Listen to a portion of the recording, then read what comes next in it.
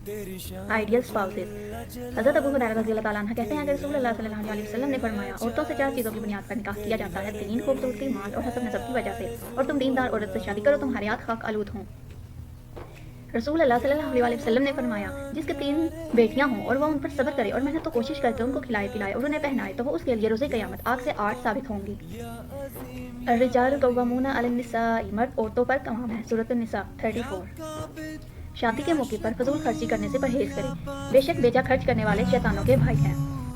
Helping your wife is سنہ، بیوی کی مدد کرنا سنت ہے۔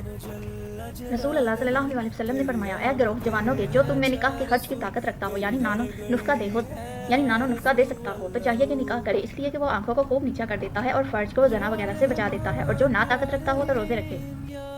نکاح میری سنت ہے۔ اگر آپ کو ویڈیو اچھی لگی تو لائک شیئر کیجیے اور چینل کو سبسکرائب کیجیے۔ شکریہ۔